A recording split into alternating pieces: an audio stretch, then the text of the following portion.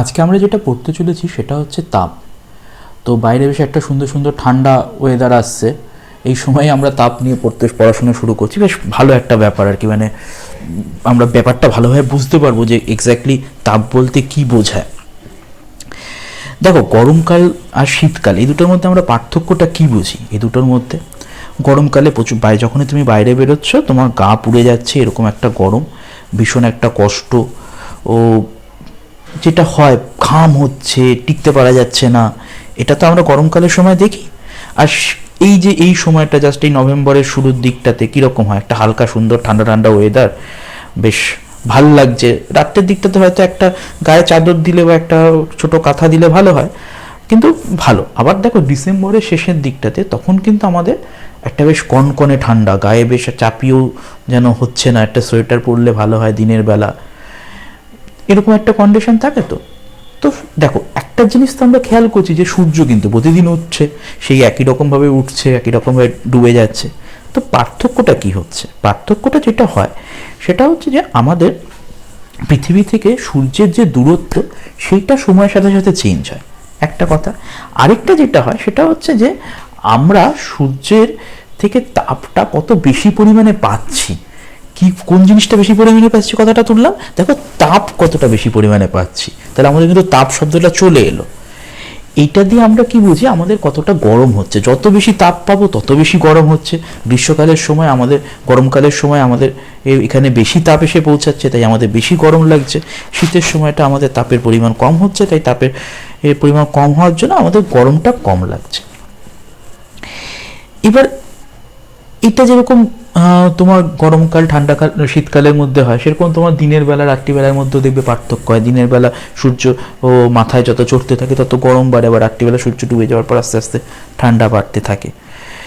তো এটা একটা কি, এটা একটা আমরা কিছু জিনিস ফিল করতে পারি। আমাদের যে চামড়া, আমাদের যে ত্বক, সেটা এই ঠান্ডা বা এই গরম এই ব্যাপারটাকে বুঝতে পারে। কিভাবে বোঝে হচ্ছে আমাদের শরীরের একটা নির্দিষ্ট তাপমাত্রা আছে, নির্দিষ্ট একটা উষ্ণতা আছে।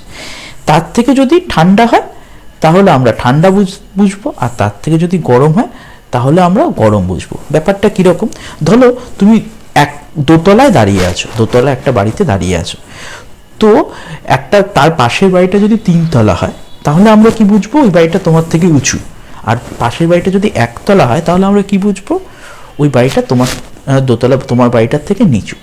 ঠিক এরকমভাবেই আমরা কিন্তু ব্যাপারটা বুঝে থাকি।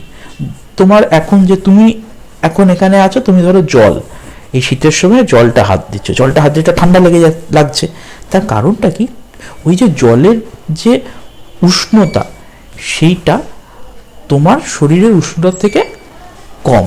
আবার যদি তুমি একটা গরম জল, চায়ের জল করা হয়েছে, সেটাতে হাত দিতে যাও, তাহলে তোমরা কি দেখবে, তোমাদের গায়ে হাতে গরম লাগবে। তার কারণ কি, তোমার শরীরের যে উষ্ণতা তার থেকে তোমার ওই যে ফোটানো হচ্ছে যে জলটা চায়ের জন্য, তার উষ্ণতা বেশি, জলের উষ্ণতাটা বেশি, তাই তোমার কাছে ওটা গরম লাগছে, তাই তো। তো এটা একটা অনুভূতি, আমরা একটা জিনিস ফিল করছি, আমার শরীরের উষ্ণতার থেকে আর যে জিনিসটাকে ছুঁচ্ছি সেই জিনিসটার উষ্ণতা বেশি না কম, আমরা কিন্তু শুধুমাত্র এই জিনিসটাই ফিল করতে পারছি। ওটা কত বেশি পরিমাণ তাপ নিয়ে আছে, আমি কত কম পরিমাণ তাপ নিয়েছি, এটা কিন্তু আমরা ফিল করতে পারবো না। এই জায়গাটা একটা বোঝার জায়গা আছে। কিরকম, ধরো তোমার একটা একটা বাড়িতে রয়েছে তুমি, দোতলা বাড়ি যেরকম বলেছিলাম সেরকমই একটা দোতলা বাড়ি, ঠিক আছে। এবার তোমার বাড়িটা যখন করেছে তখন তোমার বাড়িটাতে শুধুমাত্র চারদিক দিয়ে শুধুমাত্র পিলার তুলে বাড়ি তৈরি করে দিয়েছে, ঠিক আছে, ইট ফিট একদম নিচে দেওয়া ছাড়া দেয়নি। তোমার পাশের একটা বাড়ি আছে, সেটা 1 তলা বাড়ি, ঠিক আছে, সেটা তৈরি করেছে, সেটা তোমার থেকে নিচু, তুমি বুঝতে পারছো, কিন্তু তাতে পুরো ইট ফিট দিয়ে, প্রচুর পরিমাণ ইট টিট দিয়ে বাড়িটা তৈরি করেছে, একদম যেরকমভাবে দেওয়াল ফেয়াল করে প্লাস্টার করে টোরে সমস্ত কিছু করে তৈরি করেছে। এবার তুমি যখন বুঝতে যাচ্ছ কোন বাড়িটা বলো তো উঁচু, কোন বাড়িটা বেশি উঁচু, তোমার বাড়িটা বেশি উঁচু, ঠিক আছে। এবার তুমি ভাবো কোন বাড়িটাতে করতে বেশি পরিমাণ জিনিস লেগেছে, তোমার বাড়িটা করতে বেশি জিনিস লেগেছে না ওর বাড়িটা করতে বেশি জিনিস লেগেছে, তুমি গিয়ে হয়তো দেখবে ওর বাড়িটা করতে বেশি জিনিস লেগেছে। এরকম একটা প্রবলেম কিন্তু সবসময় থাকে। তাপের ক্ষেত্রেও এরকম একটা বোঝার একটা ফ্যাক্টর থাকে। ধরো তুমি একটা পুরো একটা গোটা মানুষ, তোমার মধ্যে শরীরের মধ্যে পুরো অনেকটাই তাপ আছে, ঠিক আছে। এইবার ধরো তোমাকে একটা এক বোতলের ছিপি, যেরকম হয় না ছোটো বোতলের যে মুখটা হয়, একটা ছোট এক মুখ গরম জল তোমার হাতের মধ্যে দেওয়া হলো, তোমার কী হবে? তোমার সঙ্গে সঙ্গে গরম লাগবে, গরম লাগবে তো। তার মানে কি ওই ওই যে জলটা তুমি দিলে, ওই জলের মধ্যে যে উষ্ণতা সেটা তোমার থেকে বেশি, কিন্তু তোমার থেকে কি তাপ বেশি হতে পারে কখনো? অত বড় একটা মানুষ তুমি দাঁড়িয়ে আছো, তার জায়গায় একটা ছোট একটা জলের ছিপি, তার মধ্যে তাপ বেশি থাকতে পারে? তাপ হয় ওর কাছে বেশি হয় নেই, কিন্তু ওর কাছে কি বেশি আছে? উষ্ণতাটা বেশি আছে। এই জিনিসটাকে বোঝার জন্য আমরা একটা সুন্দর জিনিস দিয়ে বোঝানো হয়, সেটা হচ্ছে জলের লেভেল দিয়ে বোঝানো হয়। জলের লেভেল কীরকম? ধরো তোমার দুটো আলাদা আলাদা তোমার একটা ছোট বালতি আর একটা ছোট মগ, একটা বালতি একটা মগ, বালতির মধ্যে জল আছে, মগের মধ্যে জল আছে। আচ্ছা, বালতি মগ দিয়ে ব্যাপারটা ঠিক আছে, বোঝা যায় বালতি আছে, মগের মধ্যেও জল আছে। বালতিতে বেশি পরিমাণ জল আছে, মগের কম পরিমাণ জল আছে। এইবার ধরো মগটাকে তুমি একটা টেবিলের উপর তুলে রেখেছো, এইবার মগে একটা ফুটো করেছো, বালতিতে একটা ফুটো করেছো। মগের থেকে বালতির দিকে জলটা আসবে তো, যেহেতু ওটা উঁচুতে আছে। কিন্তু মগে কি বেশি পরিমাণ জল ছিল না তো। কিন্তু কি হয়েছে, মগের জলটা তোমার টেবিলের উপরে থাকার জন্য বেশি উঁচুতে আছে, তার মানে জলের লেভেলের পার্থক্য হচ্ছে। কতটা পরিমাণ জল নিয়েছো সেটা কিন্তু এখানে গুরুত্ব নয়, গুরুত্বটা কোন জায়গাটা হয়ে গেল, জলটা উঁচুতে আছে না নিচুতে আছে। আমাদের তাপের ব্যাপারটাও ঠিক তাই, কতটা পরিমাণ তাপ আছে সেটা গুরুত্বপূর্ণ হচ্ছে না এক জায়গা থেকে আরেক জায়গায়, মানে গরম লাগা বা ঠান্ডা লাগা বোঝার জন্য। যেটা গুরুত্বপূর্ণ হয়ে যাচ্ছে তাপের লেভেলটা কতটা উঁচুতে আছে। তাপের লেভেল মানে আমাদের কাছে বেসিক্যালি উষ্ণতা বা তাপমাত্রা। এইবার তাপমাত্রা আমরা মাপি কিভাবে আমরা মাপি? তাপমাত্রা মাপার জন্য আমরা যেটা ইউজ করি সেটাকে বলে থার্মোমিটার। এই যে এই ছবিতে দেখতে পাচ্ছ দুটো ছবি রয়েছে, দুদিকে থার্মোমিটার তোমরা হয়তো যদি তোমাদের জ্বর ফরের অভিজ্ঞতা থাকে, তোমরা হয়তো কিছু থার্মোমিটার দেখেছো। আমি একটু দেখানোর চেষ্টা করি। সেরকম তোমরা হয়তো এরকম থার্মোমিটার দেখেছো, এই ধরনের থার্মোমিটার হয়তো তোমরা দেখেছো। এটা নতুন থার্মোমিটার বেরিয়েছে, তার মধ্যে এরকম লেখা থাকে কত ডিগ্রি বা কিছু, সেটা এইটা তুমি শরীরের মধ্যে দিলে এখানে তোমার শরীরের তাপ দেখায় না, তোমার শরীরের উষ্ণতা দেখায়, ঠিক আছে। একটু আগের দিকের লোকরা যারা, তারা কিন্তু আমি দেখানোর চেষ্টা করছি, তারা এরকম ধরনের থার্মোমিটার দেখেছে। তারা কি দেখতো, এইখানে এরকম করে করে দাগ দেওয়া থাকতো, তার মধ্যে থেকে তারা জিনিসটাকে খুঁজে দেখে নিত কত ডিগ্রি উঠলো না হলো। এখানে কি থাকতো, এর ভিতরে পারদ দেওয়া থাকতো। তুমি এই একই রকমভাবে এটা শরীরের ভিতরে ঢোকাতে, তার বগলের নিচে দাও বা জিভের নিচে দাও, যেটাই দাও, তারপর আস্তে আস্তে এখানে পারদটা বাড়তে থাকতো, বাড়তে বাড়তে কতদূর অবধি গেল সেখান থেকে আমরা মেপে নিতাম। তাহলে একটা জিনিস খেয়াল করে দেখো, এর পাশে একটা কিরকম দাগ দাগ দাগ দাগ দেওয়া আছে না, এরকম জিনিস তো আমরা দেখেছি, আমরা দেখিনি এই ধরনের জিনিস। কি বলে এগুলোকে বলে হচ্ছে স্কেল। আমাদের একটা এর চারপাশে স্কেল দেওয়া আছে। আমি ধরো এটাকে শরীরের মধ্যে দিলাম, আমার এখান থেকে আস্তে আস্তে তাপমাত্রা বাড়তে থাকলো। কতটা বাড়লো, আগে এত দূর অবধি ছিল, এখন এত দূর অবধি, আমি মনে রাখবো কি করে? আমি তখন কি বলবো, আচ্ছা এইটা 35-এর পরে এই 4টে কি 5টা ঘর দূরে ছিল, এখন এটা 37-এর ঘরে চলে এসছে। আমি এইভাবে বুঝবো, তাই না? আমাদের তো বুঝতে হবে যে কি করে বাড়লো না কমলো না কি হলো, ঠিক আছে। তো এইটা হচ্ছে স্কেল। এবার এই স্কেলের ধরন, তুমি যদি তোমার বাড়ির স্কেলের দিকে তাকাও, তোমার বাড়ির এই স্কেল কিন্তু বিভিন্ন রকমের হয় বলতে আমি তোমাকে দেখানোর চেষ্টা করছি।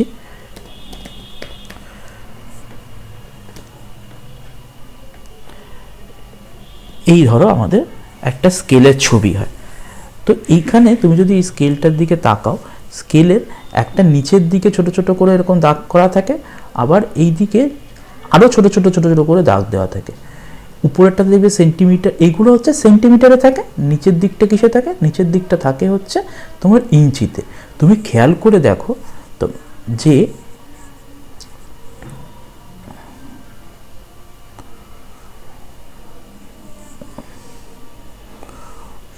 তুমি যদি খেয়াল করে দেখো উপরের দিকটাতে যে স্কেলের যে পার্টটা থাকে সেটাতে যদি তুমি তাকাও তাহলে দেখতে পাবে যে এই হলুদটার দিকে আমরা তাকাই তাহলে আরও বুঝতে পারবো। তাহলে দেখতে পাবে এইখানে কত আছে, 1 2 3 4 5 6 7 8 9 10 করতে করতে 30 অবধি আছে, আর এইখানে কত 1 2 করতে করতে 12 অবধি। তাহলে কি পার্থক্য হয়ে যাচ্ছে, এখানে 1 আর 0 আর 1-এর মধ্যে দূরত্বটা বেশি, এখানে 0 আর 1-এর মধ্যে দূরত্বটা কম। তো আমাদের এরকম বিভিন্ন রকম স্কেল হয়। এই উপরের যে স্কেলটা আছে সেটা হচ্ছে তোমার সেন্টিমিটার স্কেল, আর নিচের যেটা আছে সেটা হচ্ছে ইঞ্চি স্কেল বা ফুটের হিসাবে স্কেল রয়েছে। তো দুটোর হিসাবে দুরকম হয়। এবার দেখো দুটো হিসাবে কিন্তু তুমি বিভিন্ন সময় বিভিন্ন রকম জিনিস কেনো বা বাড়িতে থাকে এরকম করে। যেরকম আমি একটা অদ্ভুত জিনিস খেয়াল করলে বুঝতে পারবে, সেটা হচ্ছে যে তোমার যখন বাড়ির হিসাব করে দেখবে সব জায়গাতে এত ফুট করে, ঘর কত 10 ফুট বাই 10 ফুট কি 10 ফুট বাই 12 ফুট এইভাবে বলে। আবার যখন তুমি একটা ধরো জামা বানাতে যাচ্ছ বা ও একটা ধরো ফ্রক বানাতে যাচ্ছ বা কিছু তার জন্য কাপড় কিনতে যাচ্ছ, তখন দেখবে সেখানে গিয়ে তোমাকে বলে হচ্ছে তোমার 1.5 মিটার কাপড় লাগবে, তো এই বা 1 মিটার 20 সেন্টিমিটার কাপড় লাগবে। কি পার্থক্য হয় এইগুলোর মধ্যে? পার্থক্য হচ্ছে স্কেলের পার্থক্য। একটা জিনিস কি আমি মাপছি, ওটা কি চেঞ্জ হয়ে যাচ্ছে না, কিন্তু দুটোর মাপটা আলাদা আসছে। আমার যে এই যে এতটা দৈর্ঘ্য এই কোণা থেকে এই কোণা অবধি, এইটা যদি আমি এই উপরেরটা দিয়ে মাপি তাহলে বলবো 30 সেন্টিমিটার, নিচেরটা দিয়ে মাপলে বলবো 12 ইঞ্চি। তাহলে পার্থক্যটা কি হলো? পার্থক্যটা হলো একটা 30 বললাম, একটা 12 বললাম, আমি কি ভুল বললাম? ভুল বললাম না। একটা বললাম সেন্টিমিটারে, আরেকটা বললাম হচ্ছে ইঞ্চিতে। তো সেরকমই এটা কি ছিল, এটা ছিল হচ্ছে দৈর্ঘ্য, কতটা বড় কতটা লম্বা এই জিনিসটা মাপার জিনিস ছিল। তো সেরকমই যখন আমরা তাপমাত্রা বা উষ্ণতা মাপি তখনও তার ক্ষেত্রে বিভিন্ন রকমের স্কেল হয়। সেই স্কেলগুলোর মধ্যে আমাদের যে স্কেলটা নিয়ে বেশি কথা হয় সেটা হচ্ছে দুটো স্কেল, একটা হচ্ছে সেন্টিগ্রেড স্কেল, আরেকটা হচ্ছে ফারেনহাইট স্কেল। কোন কি জিনিস বললাম? একটা হচ্ছে সেন্টিগ্রেড স্কেল, আরেকটা হচ্ছে ফারেনহাইট স্কেল। আরেকটার নাম হচ্ছে কেলভিন স্কেল হয়। এই যে দেখো এই ছবিটার মধ্যে আমাদের দিয়েছে, এটা পেজ নাম্বার 6, এর মধ্যে দিয়েছে দেখো সেন্টিগ্রেড স্কেলে কি হয়, বা সেন্টিগ্রেড বা সেলসিয়াস স্কেল, সেলসিয়াস আর সেন্টিগ্রেড স্কেল কিন্তু সেম, এটা গন্ডগোল করো না। সেন্টিগ্রেড স্কেল বা সেলসিয়াস স্কেল এই দুটো কিন্তু একই। তাতে কি হয়, তাতে স্কেলটা শুরু হয় 0 থেকে শুরু করে 100 অবধি পৌঁছায়। ঠিক আছে, তাহলে কতগুলো ঘর হলো? 100খানা ঘর হলো। আর এই যে ফারেনহাইট স্কেল তাতে শুরু হয় 32 থেকে। অদ্ভুত এটা অদ্ভুত কেন সেটা পরে গেলে আরো উঁচু ক্লাসে উঠলে তখন জানতে পারবে, কিন্তু আপাতত তুমি একটু দেখো যে এইটা যখন 0 এ তখন 32, এই যেন লাইনে দৌড়ে একটু এগিয়ে আছে। এই 32 থেকে শুরু হয়ে 212-তে শেষ হয়। কতটা আছে এর মাঝখানে? 212 থেকে 32 বিয়োগ করলে কত হয়? 2 এ 2 শূন্য হলো, 3 দিয়ে হচ্ছে 8 1, মানে 180। এইখানে কতগুলো ঘর ছিল? 100টা ঘর ছিল। এখানে কতগুলো ঘর? 180টা। সেলসিয়াস স্কেলে কটা ঘর? সেলসিয়াস স্কেলে 100টা ঘর, ফারেনহাইট স্কেলে 180টা ঘর। আমাদের খেয়াল করে দেখো আমাদের ওখানকার মতন চলে এলো না, আমরা যে দেখছিলাম স্কেলে সেরকম চলে এলো না। স্কেলে এখানে কি ছিল? সেন্টিমিটার স্কেলে কতগুলো ঘর ছিল? 30টা ঘর ছিল, আর ইঞ্চি স্কেলে কটা ছিল? 12টা ঘর। তাহলে এরকম কিন্তু হয়, এরকম কিন্তু বিভিন্ন রকম হয়। এই জিনিসটাকে কি বলে? এগুলোকে একক বলে। এই যে এখানে দৈর্ঘ্যটা বললাম, একটা হচ্ছে তোমার বলছি তোমার ইয়েতে কি বলে ইঞ্চিতে, একবার বলছি তোমার সেন্টিমিটারে, এই দুটোকে কি বলছে, সেন্টিমিটার বা ইঞ্চি, এগুলো কি, এগুলো হচ্ছে দৈর্ঘ্যের একক। তো সেরকমই আমাদের যে এখানে উষ্ণতা মাপা দুটো একক পাচ্ছি, একটা হচ্ছে সেলসিয়াস, আরেকটা হচ্ছে ফারেনহাইট, আরেকটাও হয় যেটা কেলভিন বলে। তো সেটা আপাতত মাথায় নিতে হবে না, সেটা যখন বড় হবে তখন জানতে পারবে। যেটা খেয়াল করা সেটা হচ্ছে সেলসিয়াস স্কেলের 100টা ঘর ফারেনহাইট স্কেলের 180টা ঘরের সমান। এই যে দেখো লিখেছে সেলসিয়াস স্কেলের 100টা ঘর ফারেনহাইট স্কেলে 180 ঘরের সমান। তাহলে সেলসিয়াস স্কেলে একটা ঘর কত হবে, 180/100, 0 কেটে গেল, নিচের হয়ে গেল 5, উপরে হলো 9-এর 5। আমাদের এখানে গিয়ে দেখো তাই দাঁড়াবে, এই 180 আর 100 যদি কাটাকাটি করো 0 কেটে যাবে, এইদিকে 2 দিয়ে ভাগ করলে 5, এদিকে 9, তাহলে 9-এর 5। তার মানে সেলসিয়াস স্কেলের একটা ঘর সবসময় ফারেনহাইট স্কেলের 9-এর 5খানা ঘরের সমান হবে। খেয়াল করলে কি বললাম, সেলসিয়াস স্কেলের একটা ঘর হলো হচ্ছে ফারেনহাইট স্কেলের 9-এর 5খানা ঘরের সমান। কিন্তু এখানে একটা অদ্ভুত জিনিস রয়েছে, সেটা হচ্ছে আমার ফারেনহাইট স্কেলটা শুরুই হচ্ছে 32 থেকে। তাহলে সেলসিয়াস স্কেলে যখন আমি 1 গুনবো তখন ফারেনহাইট স্কেলে 9-এর 5 গুনলাম হবে না, কেন, 32 তো যোগ হয়েই আছে, তাহলে 32 যোগ 9-এর 5 গুনলাম, এরকমভাবে হবে। আমার কথাটা বোঝা যাচ্ছে? আমি যখন সেলসিয়াস স্কেলে 0 দেখছি তখন ফারেনহাইট স্কেলে 32, তাহলে সেলসিয়াস স্কেলে 0 হলে ফারেনহাইট স্কেলে কত হবে, 32 হবে। সেলসিয়াস স্কেলের একটা ঘর যদি ওঠে তাহলে ফারেনহাইট স্কেলে 9-এর 5খানা ঘর ওঠে, ঠিক আছে। তাহলে সেলসিয়াস স্কেলে যখন 1 নম্বর ঘরে এলো তখন ফারেনহাইট স্কেলে সেটা কত নম্বর ঘরে এলো, 9-এর 5 নম্বর ঘরে এলো না, 32 যেহেতু আগের থেকে এগিয়ে ছিল, 32 যোগ 9-এর 5খানা ঘরে এলো। দেখো আমাদের এই জিনিসটাই এখানটাই বলেছে, সেলসিয়াস স্কেলে সবসময় ফারেনহাইট স্কেলে এটা সমান হলো। তাহলে লেখা যাচ্ছে দেখো এই যে F-32 কেন বলেছে, শুরুটাই হচ্ছে 32 থেকে, তাই এখানে 32 চলে আসছে। আর এই যে দেখো 9-এর 5খানা আমাদের জিনিসটা আসছে, এসে আমার আলটিমেটলি এই জিনিসটা তৈরি হচ্ছে, C/5 = F-32/9। এটা তোমার সারা জীবন যতদিন পড়াশুনো করবে এই লাইনে ততদিনের জন্য এটা কিন্তু তোমার কাজের জায়গা। তাহলে তুমি এইভাবে কি করতে পারবে, যে কোনো কিছু, ধরো তোমাকে বলে দিল যে এখন তোমার ঘরের উষ্ণতা হচ্ছে 30°C, তাহলে ফারেনহাইট স্কেলে উষ্ণতা কত, তুমি কি করবে, এই সি এর জায়গায় কত বসাবে, 30 বসাবে। তো সি এর জায়গায় যদি তুমি 30 বসাও, সি এর জায়গায় 30 বসালে তোমার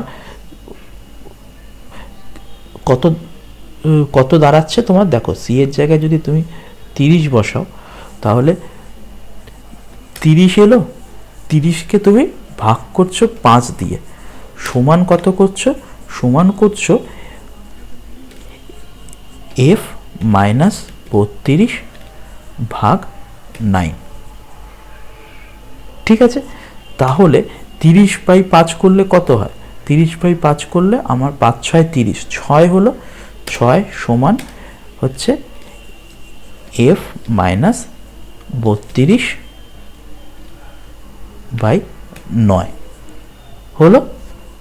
পরের লাইনে 9, এই যে 9টা আছে, 9 দিয়ে 6কে গুণ হয়ে যাবে, তাহলে কত হলো, 54 সমান হয়ে গেল হচ্ছে F-32 হয়ে গেল।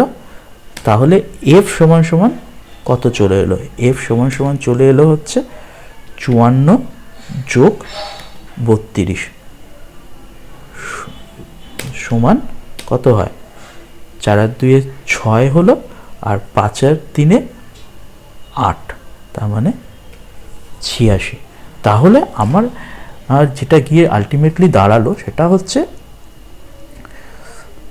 30°C সমান সমান কত গিয়ে দাঁড়ালো হচ্ছে 86°F।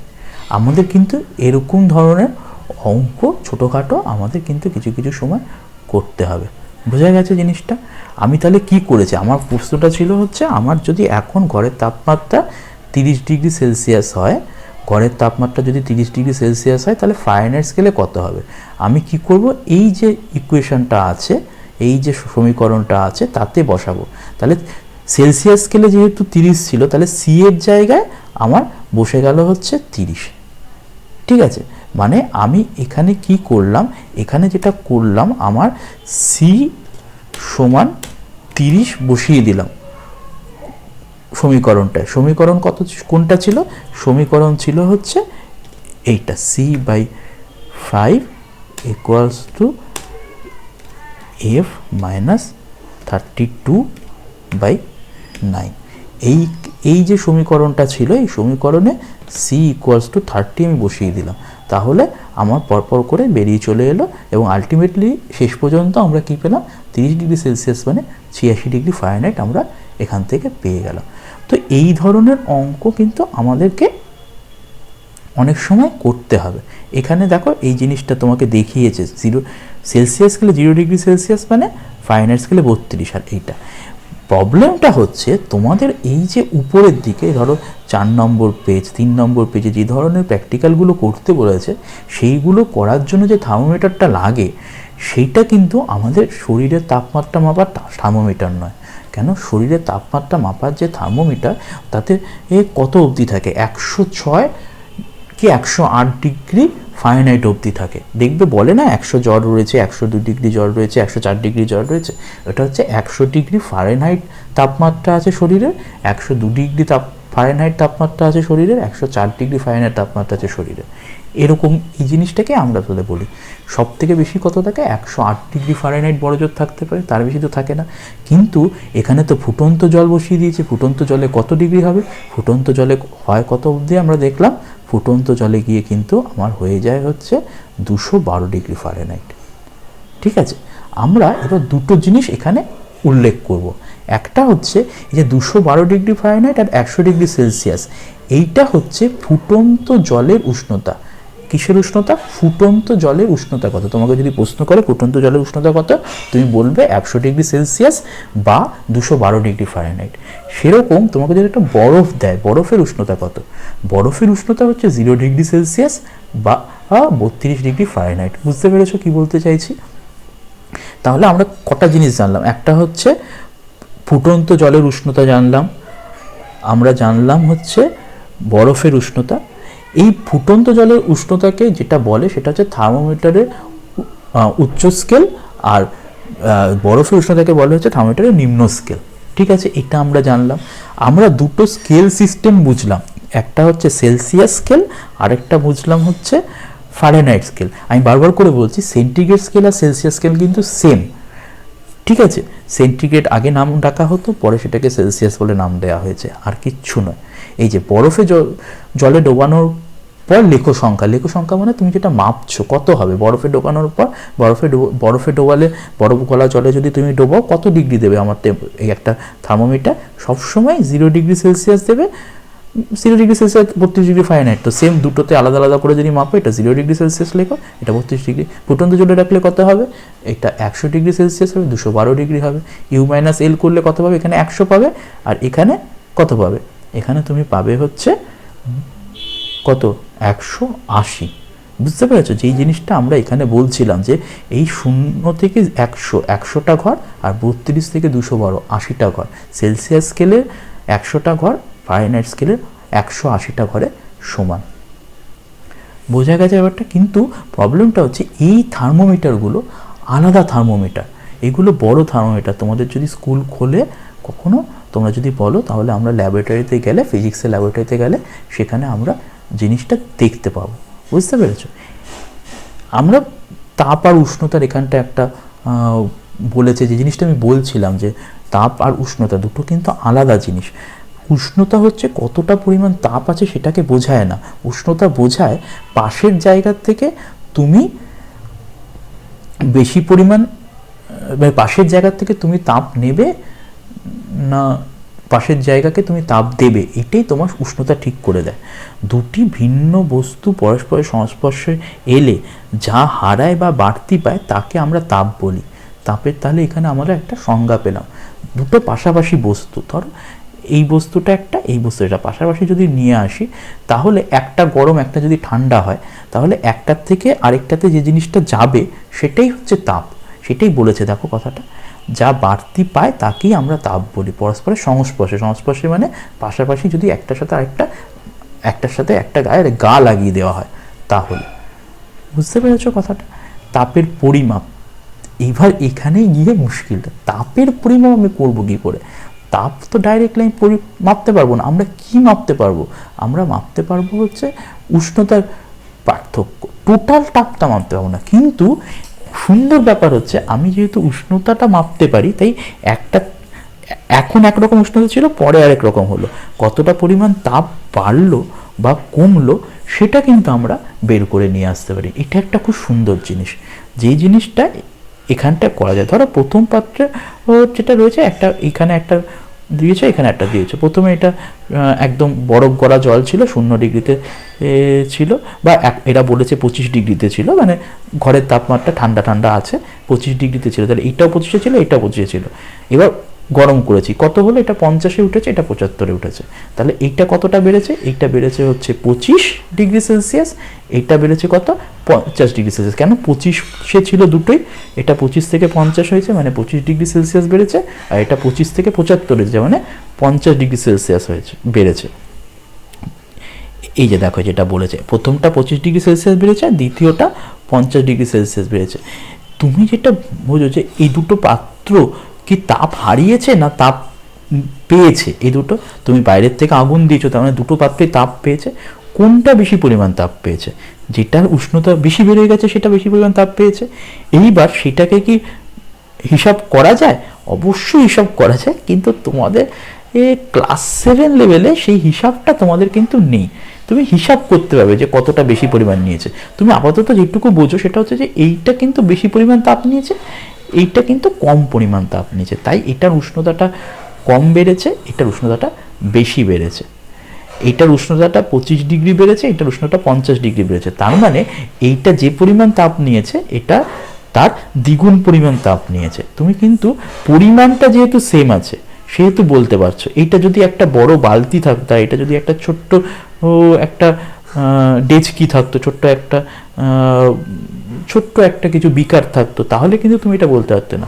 দুটোতেই যেহেতু সেম পরিমাণ জল রয়েছে, তাই তুমি বলতে পারো যে এইটাতে 25 থেকে 50 হয়ে 25 ডিগ্রি বাড়লো, এটাতে 25 থেকে 75 হয়ে 50 ডিগ্রি সেলসিয়াস বাড়লো, তাহলে এইটার থেকে এটা দ্বিগুণ পরিমাণ তাপ নিয়েছে। অন্যকে যদি দুটো আলাদা আলাদা পরিমাণ জল থাকতো, তাহলে কিন্তু এটাও বলার তোমার ক্ষমতা ছিল না।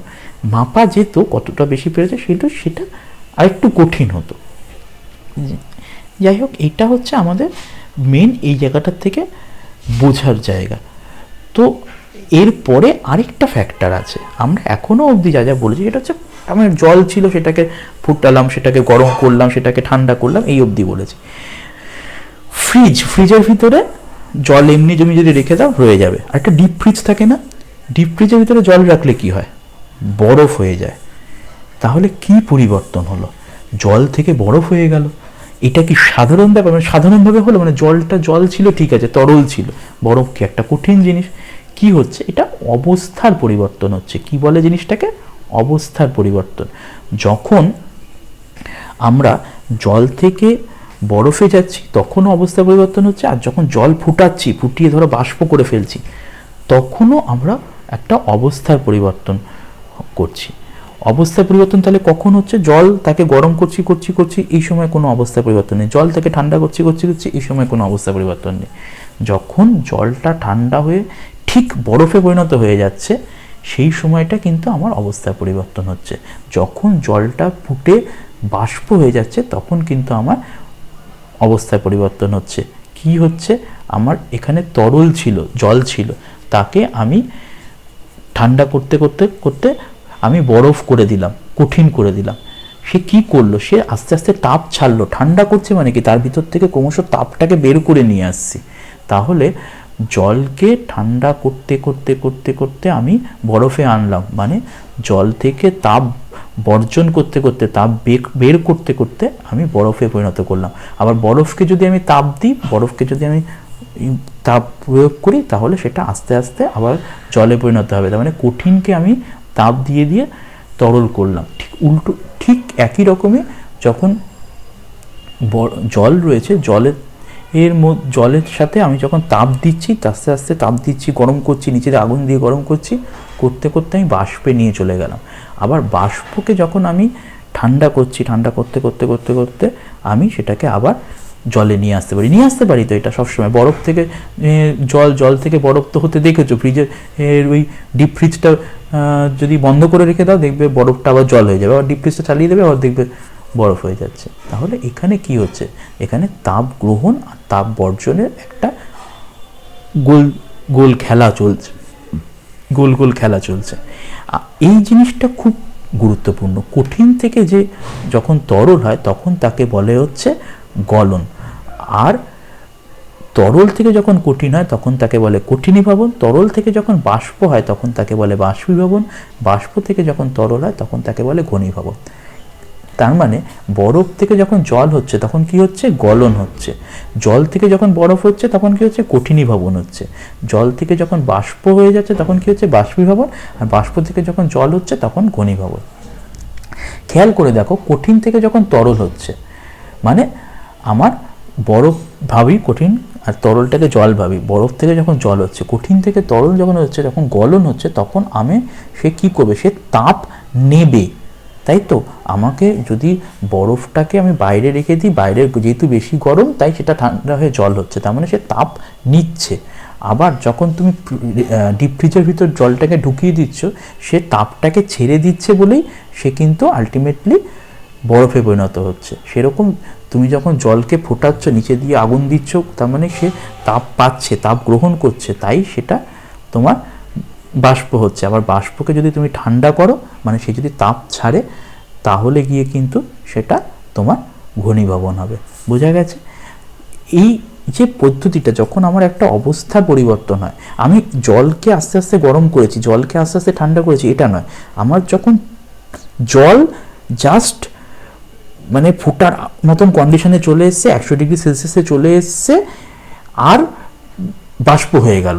এই যে 100 ডিগ্রি সেলসিয়াসের জল আর 100 ডিগ্রি সেলসিয়াসের বাষ্প, তার মাঝখানে যে তাপটা থাকে সেটা হচ্ছে লিন তাপ।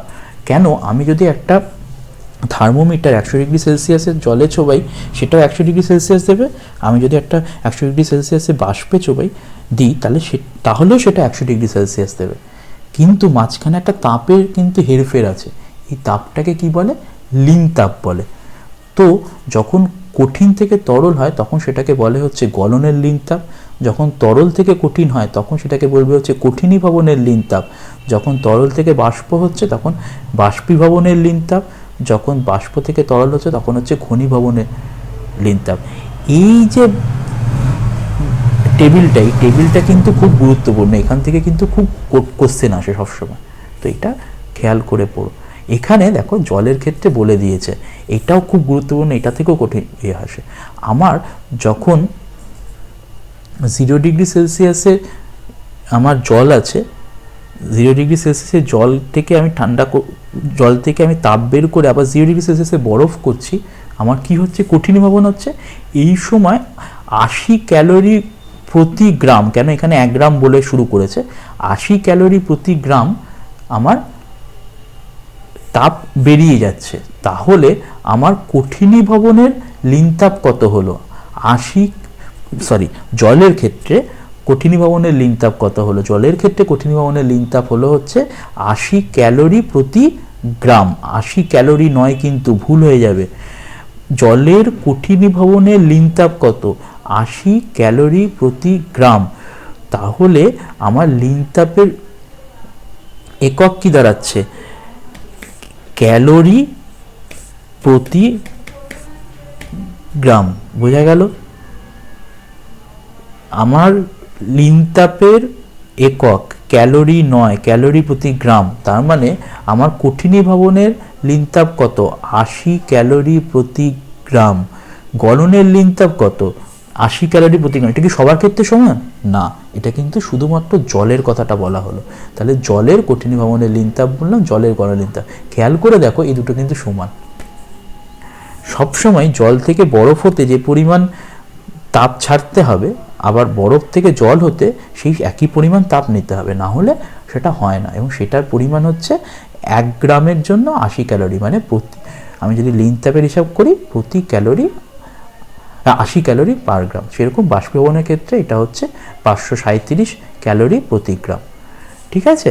জলের ক্ষেত্রে যেটা ফ্যাক্টটা সেটা হচ্ছে যে আমরা এই সবসময় তো একটা ঠান্ডা গরম করি, তার সাথে কি মানুষের শরীরে, পরিবেশের শরীরে পার্থক্য হয়?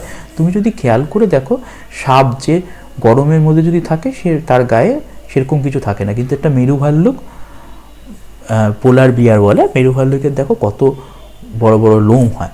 তুমি এটা আরও ভালো বুঝতে পারবে যদি তুমি কখনো পাহাড়ি কুকুর আর আমাদের এখানকার কুকুর দেখো, সেই একই কুকুর, এই তো এখানে ছবিও দিয়েছে সুন্দর, পাহাড়ি কুকুরের গায়ে এত সুন্দর ও লোম হয়, আর এখানে দেখবে অত বেশি লোম হবে না, অল্প হবে। ভেড়া, পাহাড়ের দিকে ভেড়ার গায়ে প্রচুর লোম হয়, সেই ভেড়ার লোম দিয়েই কিন্তু তারপর তোমার সোয়েটার বানানো হয়। আমরা এখন যেগুলো পরি সেগুলো সব পলিস্টার, মানে তোমার পলিথিনে একটা দিয়ে তৈরি হয়, কিন্তু দামি সোয়েটার কিন্তু এখনও ভেড়ার লোম দিয়ে তৈরি হয়। তো এটা হচ্ছে পার্থক্য। লোম কি করছে? লোম তোমার লোমের গায়ে প্রচুর ছোট ছোট ছোট ছোট বায়ুকণা জমা হয়ে থাকছে, বায়ু ছোট ছোট ছোট ছোট জমা হয়ে থাকা ছিল, বায়ুর মধ্যে দিয়ে আর ঠান্ডাটা তোমাকে আসতে পারছে না, তোমার শরীর গরম লাগছে।